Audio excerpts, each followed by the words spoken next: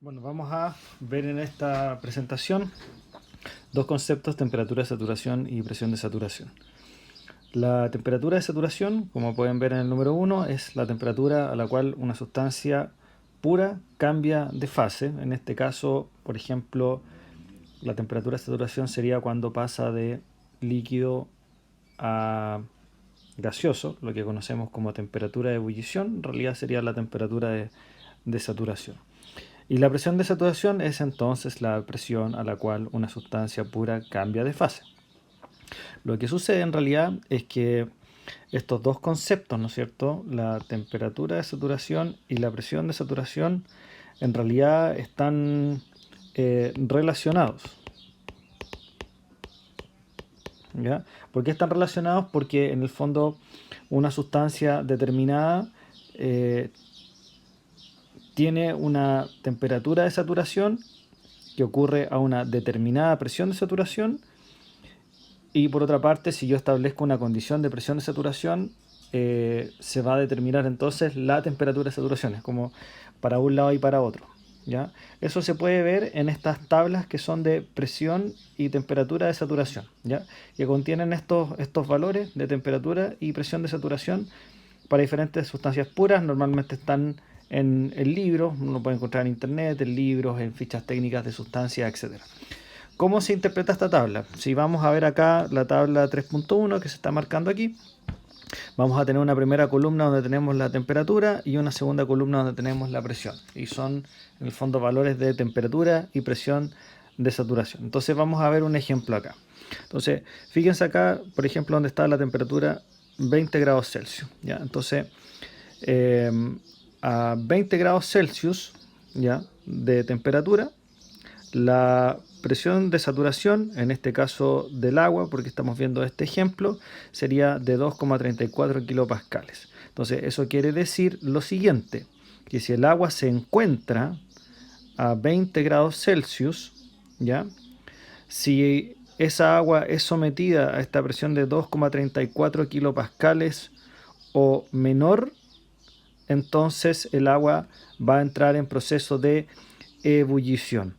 Y si está a una temperatura que es de si está a una presión que es de superior a 2,34 kilopascales, entonces el agua se va a encontrar líquida. Entonces vamos a ver acá cómo se interpreta esta tabla. Entonces a 20 grados Celsius, si el agua está a 2,34 kilopascales o menos de esa presión, va a estar como gas. Si la presión es superior a 2,34 kilopascales, va a estar como líquido, ¿ya? Ese es el concepto que se aplica acá. Entonces, en el fondo, a 20 grados Celsius, si se van para a esas presiones que son menores, la vamos a tener como gas, va a entrar en proceso de ebullición, y si está a presiones superiores, va a estar como líquido. Entonces eso quiere decir que, por ejemplo, si yo tengo el agua a 20 grados Celsius y la tengo a 4,25 kilopascales de presión, esa agua va a estar como líquido. Si yo la tengo a 20 grados Celsius y la llevo a 0,61 kilopascales, se va a hacer gas. Entonces, en realidad estos dos valores están relacionados, ¿ya? Y uno podría generar una gráfica con esto, ¿ya? Antes de ir a la gráfica, les muestro acá dos tablas que no se ven tan bien. Les voy a mostrar un aumento. Esta tabla de acá es una tabla de presiones, esta tabla de acá es una tabla de temperaturas, ¿ya? Entonces veamos un aumento sobre la tabla de presión, ¿ya?, que es la misma que está en la diapositiva anterior. Acá la primera columna es la presión, la segunda es la temperatura. Por lo tanto, si yo fijo la presión a 800 kilopascales, como en este caso, la temperatura de saturación va a ser 170,41 grados Celsius. Significa que esa va a ser la temperatura de ebullición del agua. Entonces esto se podría interpretar como lo siguiente, o sea, a 800 kilopascales, ¿no es cierto? El agua hierve o ebulle, ¿no es cierto?, a 170,41 grados Celsius. Esa es la interpretación. Y por supuesto que a 800 kilopascales, si ustedes tienen una temperatura que es más baja que 170,41, el agua va a estar líquido. Y si es superior a 170,41 va a estar como vapor. Entonces eso quiere decir que si la temperatura, ¿no es cierto?, acá es mayor que 170,41, entonces la vamos a tener como, como gas, ¿no es cierto?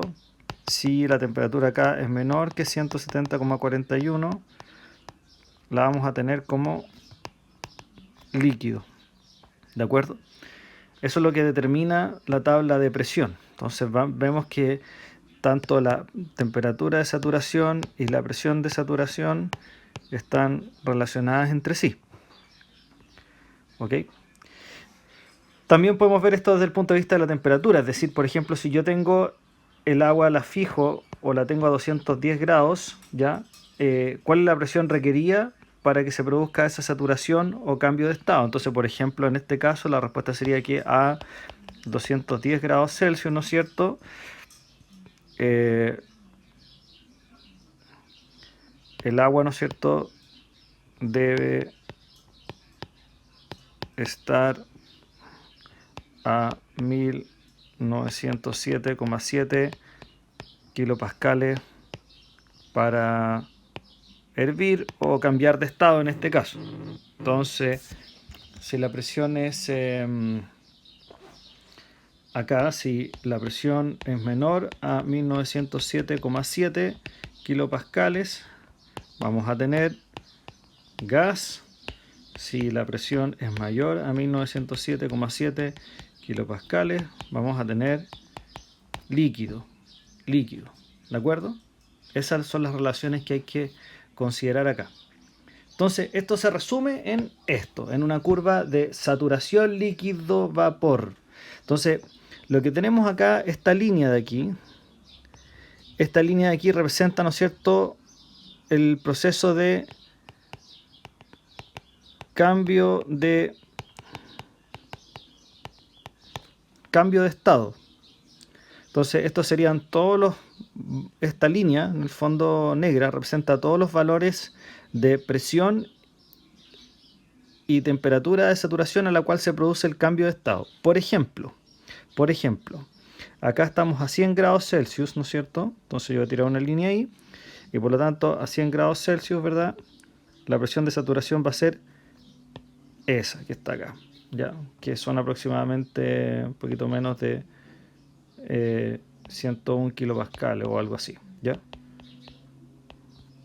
¿Ok? Entonces eso quiere decir que para que el agua hierva a 100 grados, ¿ya?, tiene que estar a 101 kilopascales, o dicho de otra manera, ¿no es cierto?, si la temperatura, si la presión está fija a 101 kilopascales, para que el agua hierva tiene que estar a 100 grados, ¿no es cierto?, para un lado y para otro es la relación que se hace, ¿de acuerdo? Sin embargo, acá en este gráfico quedan dos áreas disponibles, esta área de acá y esta área de acá. Entonces, si la línea representa el cambio de estado, ¿qué es lo que hay acá? Porque acá también hay valores hay combinaciones de temperatura de saturación y de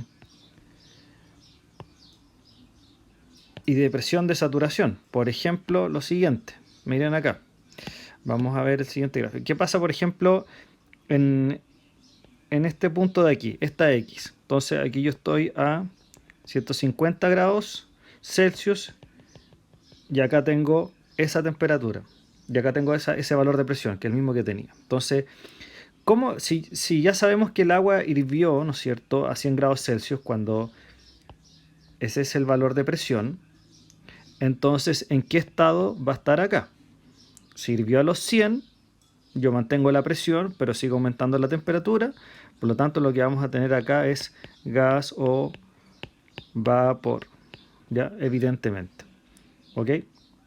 si yo mantengo la presión pero bajo la temperatura, ¿no es cierto? Por ejemplo, 50 grados Celsius, ¿ya? Por ejemplo, 50 grados Celsius, voy a estar en ese punto, por lo tanto lo que voy a tener acá es agua en estado líquido, agua en estado líquido.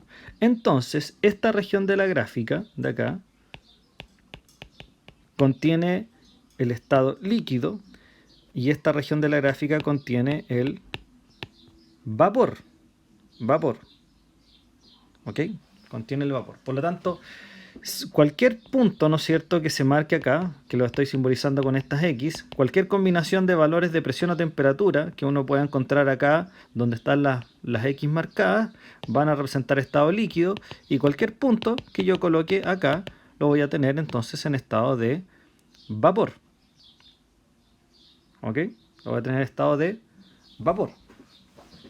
Entonces, para verlo así un poco como ejercicio, si lo quieren ver, vamos a borrar acá todo esto que tenemos aquí y vamos a hacer lo siguiente. Entonces vamos a hacer la siguiente pregunta. Yo tengo, por ejemplo, imaginemos una máquina, ¿no es cierto?, que necesita mantener siempre agua